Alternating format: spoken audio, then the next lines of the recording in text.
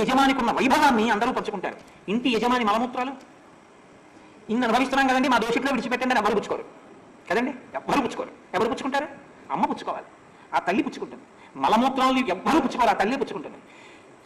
కాలు తగిలింది అనుకోండి ఏ అంటాం, తెల్లవారి లేస్తే కాళ్ళ పెట్టే తంతున్నాం ఆ తల్లిని. లేచి నమస్కారం చేయకపోయినా కాళ్ళు పెట్టి తంతున్నా తల్లి కాబట్టి ఓడుస్తోంది.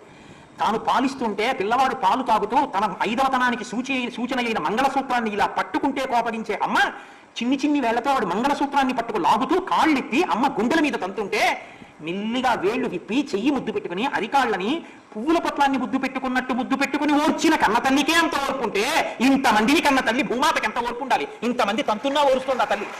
ఓ ఇల్లు కట్టుకోవాలంటే ఓ గుణపం తీసుకొచ్చి తల్లి గుండెల మీద గుచ్చి శంకుస్థాపన. నీ కడుపుకు అన్నం కావాలంటే నాగటి చాలు పెట్టి అమ్మ గుండెల మీద కోత పెద్ద పెద్ద చారికలు పెడతావు. నువ్వు ఏదైనా దహనం చేయాలంటే అమ్మ గుండెల మీద పెట్టి కాలుస్తావు. నువ్వు ఉమ్ము వేయాలంటే అమ్మ ముఖం మీద ఉమ్ము వేస్తున్నావు. అసలు ఉమ్ము వేయడమే తప్పు.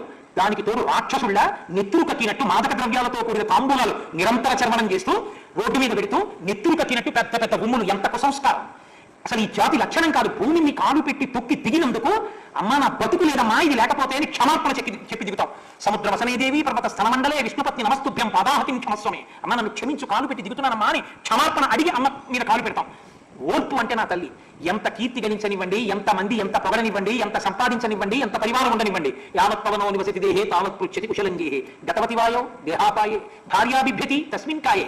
అమ్మ గుళ్ళోకి వెళ్ళొస్తానమ్మా లేనివాణ్ణి, బయటికి వస్తే రోహిణీ కార్తె నడవలేను పెద్దవాడిని, నా చెప్పులు ఎవరైనా పట్టుకుపోతే ఇవి కూడా కొనుక్కోలేనమ్మా అని మడవలు అరిగిపోయినటువంటి హవాయి చెప్పులు అమ్మ ఇక్కడ పెట్టి పెడతానమ్మా అంటే ఏ తల్లైనా సరే పెట్టుకోయా అంటుంది. అమ్మా చచ్చిపోయారు, మా ఊరు తీసుకెళ్ళాలి, వర్షంగా ఉంది, కాస్త ఈ శవాన్ని 2 రోజులు మీ ఇంట్లో ఉంచుకుంటామమ్మా అంటే ఎవరు ఒప్పుకుంటారు?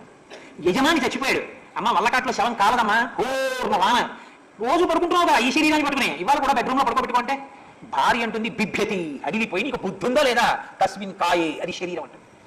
ఎవరూ తీసుకోనటువంటి ఆ శరీరాన్ని తనలోకి ఆదరించి తీసుకుని తనలోకి కలిపేసుకునేది ఈ తల్లి ఒక్కతే.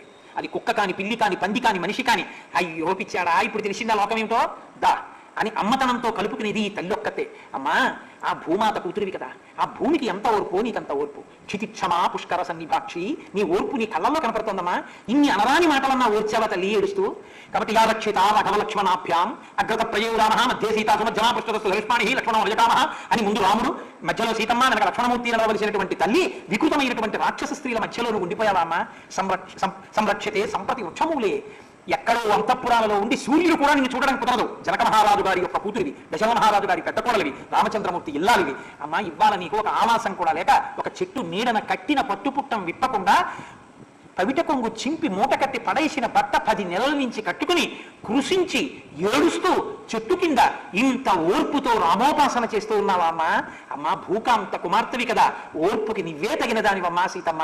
సీతమ్మ అంటే ఓర్పమ్మ అని కన్నుల నీరు పెట్టుకుని హనుమ నమస్కారం చేసి ఆ తల్లి వైభవాన్ని స్తోత్రం చేస్తున్న ఈ ఘట్టం దగ్గర ఇవాళ పూర్తి చేసి రేపు మళ్ళీ పునఃప్రారంభం చేస్తాను.